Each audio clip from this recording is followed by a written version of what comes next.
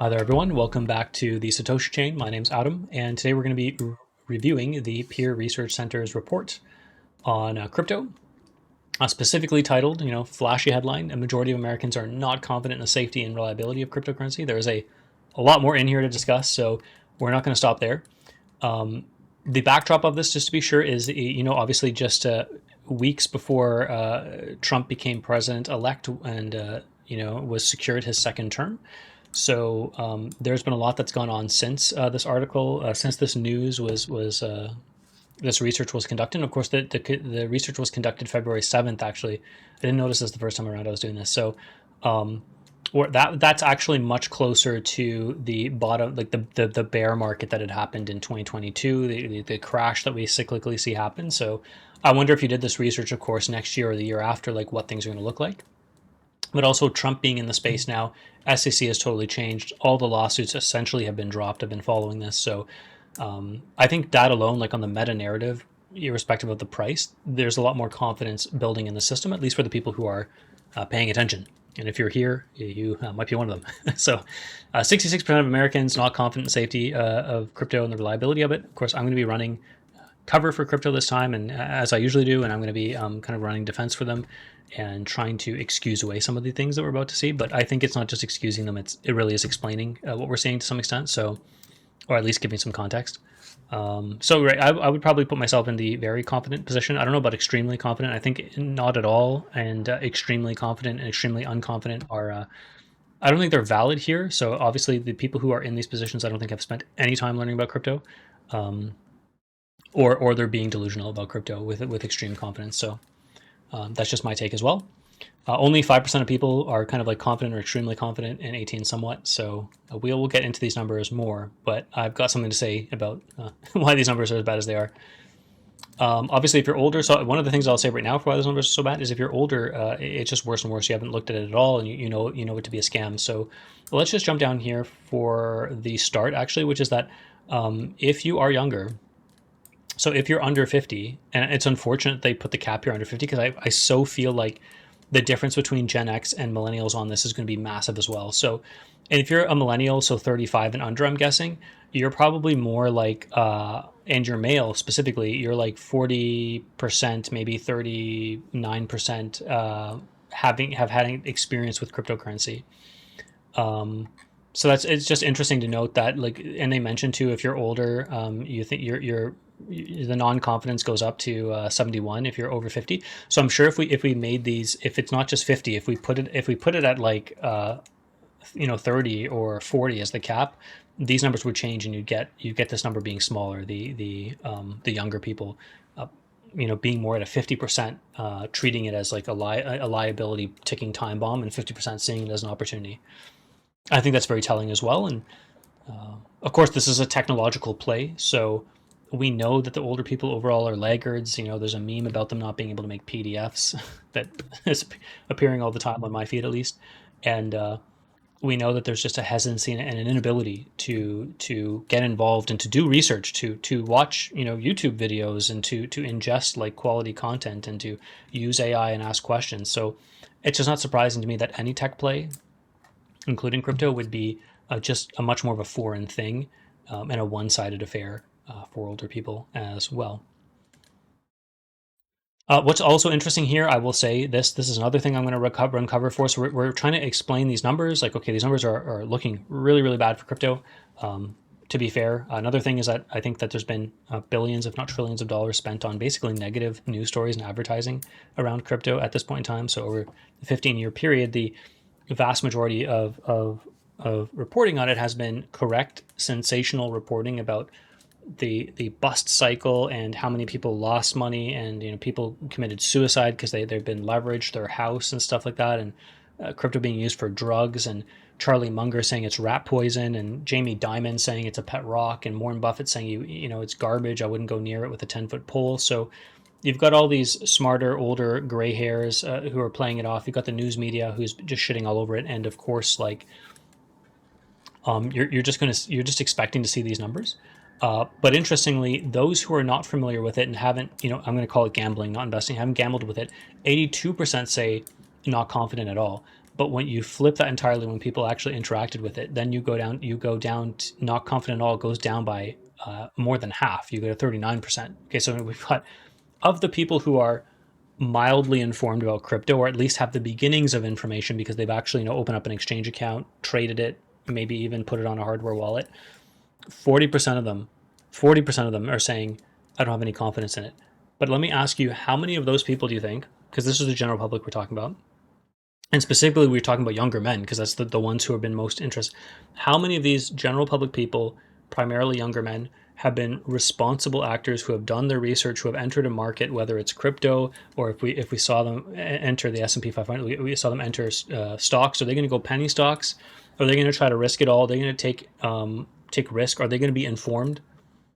And my answer is no. It's obviously that there's a large contingent of users of crypto. Specifically, if you tell me the data we just saw, there's a majority of them being younger men who have not done their research and are trying to escape the system through any means possible, are watching degen YouTube channels and getting washed out and then leverage trading because there's not enough regulation in the space.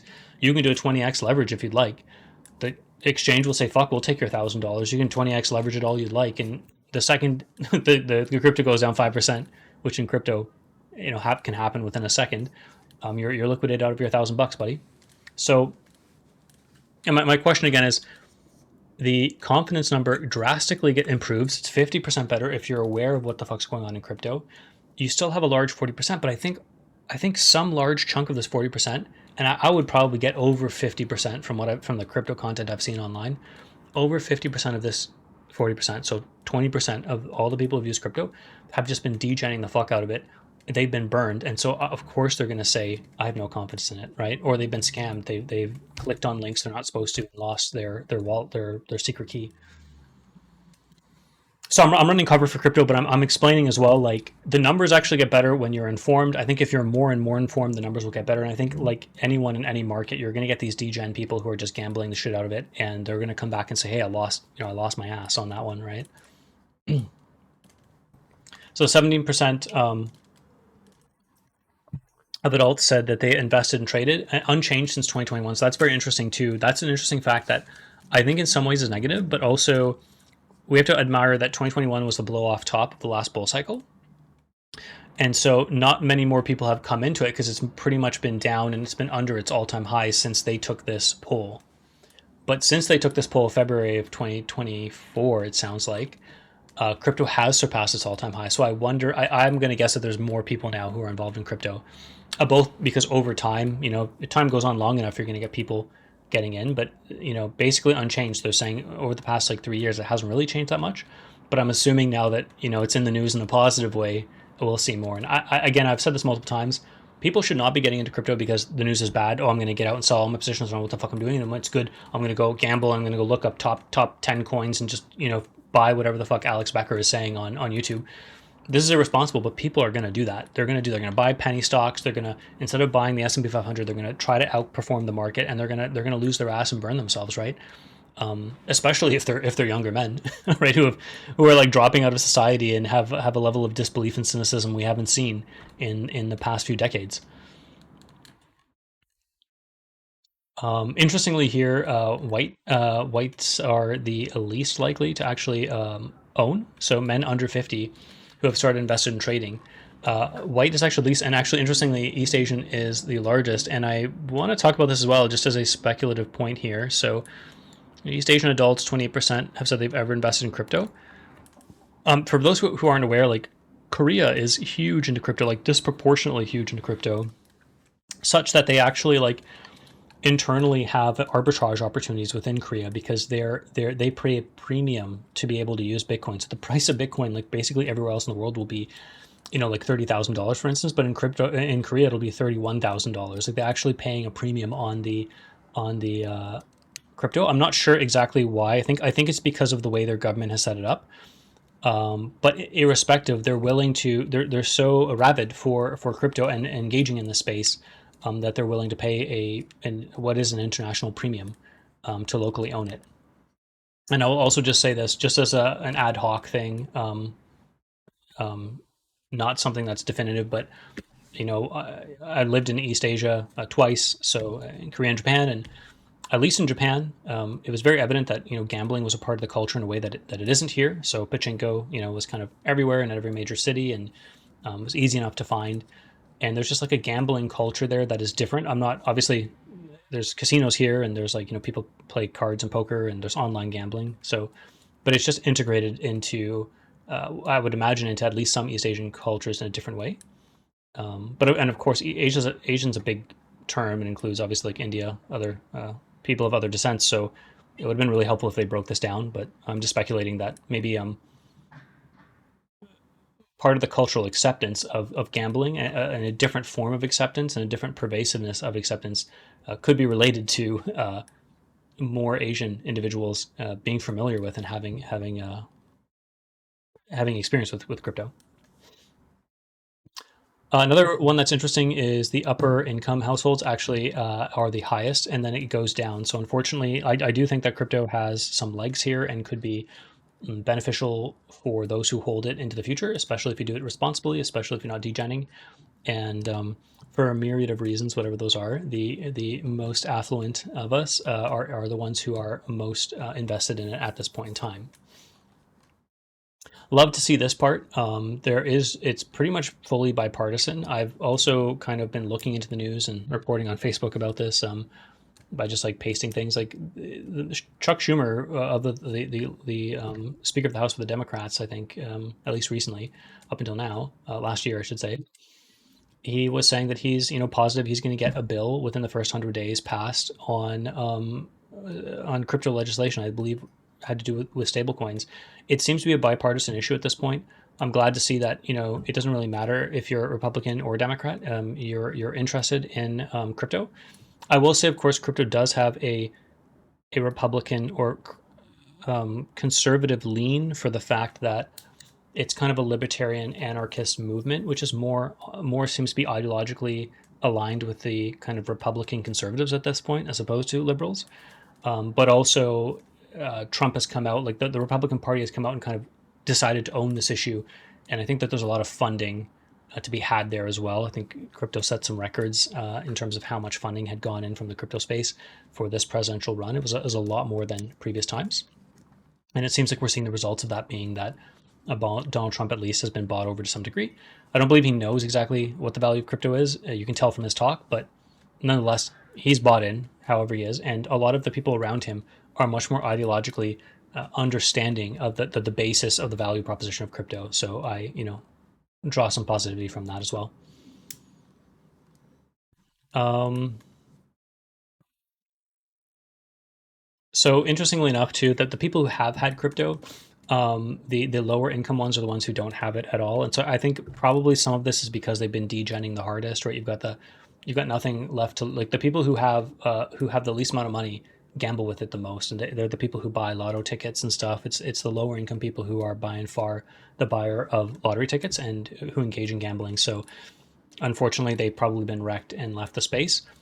Also, like to know that the middle class here. This was a bit of a surprise to me. It's even though the higher income household owners have the most crypto right now, like 23%, the people who have kept their crypto is actually higher with the middle class. So the people in the middle class who have bought crypto, they've ended up keeping it in larger numbers than even the upper class has. And I can't help but think it's people like me who are starting to understand some of the value and the potential of crypto, and understanding also that it's really hard to get ahead even in the traditional stock market, even on a good year, a 10% year, or I mean, there's like I think there was a recently from the rebound from the pandemic. There might have been a year in 2023, was it, or there was a higher than 10%. I don't know. I think it might have even be 20-25%. That was insane returns, right? But my point is, whether I'm right or wrong about that, is that the 10% year returns from the stock market are a lot of it is indicative of purchasing power and the power of the dollar going down. So it's like even when you're doing pretty well with traditional stocks and index funds, when you're zooming out and talking about trying to afford shit 5 years, 10 years from now, you're not doing as well as you feel like you should be doing, right? Based off of that activity, based off of yearly returns of 6 to 10%. And that's where people like me who are starting to get this understanding, okay, the system is not set up necessarily for us to succeed too much here. Crypto's appealing, and I think I can say for myself, and maybe I think a lot of other people, the notion of like never sell your Bitcoin, start sacking satoshis is starting to land with some people, and I think it's most important for middle income people who can afford to in the luxury of kind of gambling on this to some degree, but also are running up against the inability to make meaningful financial changes with any other mechanism in their life. You know, owning a home or buying index funds. It's just not getting them to where they need to go at the end of the day. So I can't help but feel like this is a part of that story. Maybe I'm just speaking for myself at this point. So roughly half of lower income who have used crypto no longer have it, and it gets better. Like they retain their crypto more as their higher income. Um, Sorry, my nose is itchy here. Okay. Um,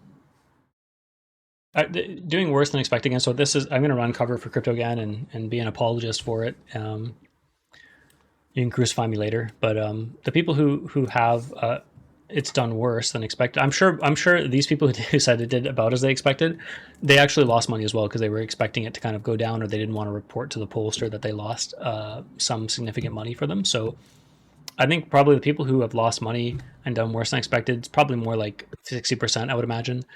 But again, like I'm saying, the vast majority of people who are in that 60% were probably dangerously, egregiously ill-informed about crypto when they started gambling in it and investing in it. And some notable amount of them, of the ill-informed people, probably the vast majority, did much more degen shit. So the fact that they've done worse than expected, it's just not surprising. I'm trying not to victim blame here, but it's just like it's not surprising. Basically, any the general public writ large in basically any market is going to try to be fancy, try to beat the market, take on excessive risk to reward ratios, and lose their money. The vast majority of them, and that's any market that you could go into, whether it's people buying penny stocks or trying to buy timeshares, and the list goes on. Like any financial instrument that you have with the allure of making money, you're going to get a lot of people not doing due diligence research, jumping in, doing very light research, top 10 coins, what meme is going to perform the best, and just fucking dumping all their money in. And it's just not a surprise in any of these systems that the vast majority of those people will not report being winners. They will report losing out. College graduates, seemingly interestingly enough, college graduates reported they're slightly more likely to say that cryptocurrencies hurt their financial positions than people who have high school degrees. So I'm not exactly sure what to make of it. Other than I'm not sure what to make of this. It's kind of like maybe these people just feel they're more. I don't even know what to make. Like I won't say they're more reflective or something, but if you've got more education, you've been hurt harder by crypto. If you're less educated, for some reason, it hasn't been as bad for you.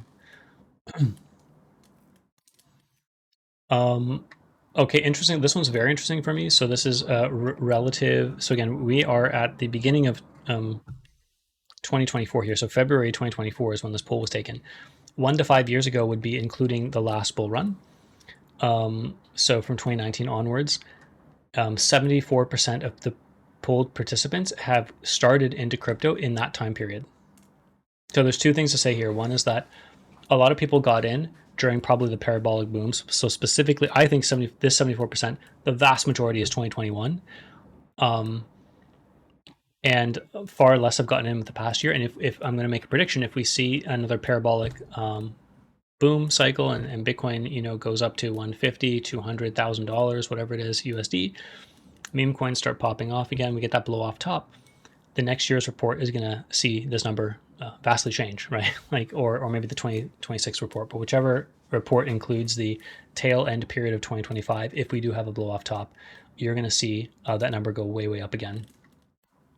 The other thing to note here that's very interesting is that white people have been into crypto for a longer period of time. So it seems like they've been. It's kind of interesting. It's like white people are the least likely as a group, statistically speaking, to have bought crypto, but the ones who have, in my mind, they've been more informed. They've gotten in earlier. Like they've been they haven't gone up with the most recent hype. They've been in it for a while now. And the higher income people, this would kind of correlate with being more informed. The higher income people have been in for 5 years or more. So it's like higher income and white. Unfortunately, the Asian one was missing here due to a lack of respondents, they said. Not enough Asian American cryptocurrency users to look at the responses separately from here. But seemingly, if you're white and if you're higher income, you've been in crypto longer. And I wonder like why that is. And it would be interesting to see the largest group of people who have gambled on it, Asians, where they would fall on this, right? But definitely the high income one is the most interesting one here, which is like, and then if you go down, so the people who have gotten in early, so to speak, are the ones who I can't help but feel have more experience traversing markets writ large, have access to more financial advice and more insider knowledge, and of course have more money to gamble on it and to money that they don't need to survive. So it's interesting. Um, yeah, if you're lower income, you're most likely to invest it within the previous year, basically. That's it for this. So look, I'm going to end it there. Basically, let me just say that thanks for watching the Satoshi Chain. My name's Adam. I'm going to have a few ideas on the docket. So one is to talk about digital scarcity. That's going to be a video coming up. So the advent of digital scarcity and what that means and kind of like the philosophical underpinnings of that. It's very interesting to me.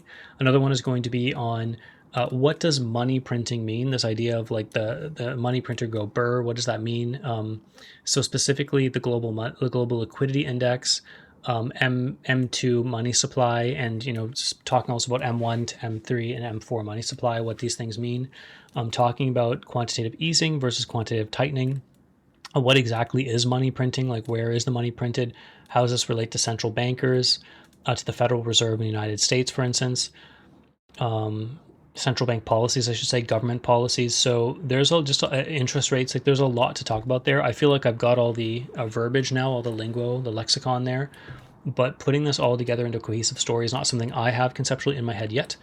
I've done a good amount of research on it and read in the book that I'm reading as well. There's information on that, but I'd like to just spend the time for myself and create a substantive, well-researched video to get this kind of worldview, not just of now crypto, but like how money flows, how money is created, how it's modified or mutated by the Federal Reserve and their policies and their changes, and what do government bonds actually mean, and how does that increase government debt as well as increase the amount of money in the system. So it's a huge story for me, and definitely one that I need to be paired with my crypto education so far. So I'll be doing that research hopefully soon, and we'll have a video about that. There's one more video, can't remember it now. So again, thanks for your time, and I'm Adam once again from the Satoshi Chain. Take care, and I will talk to you soon. Bye.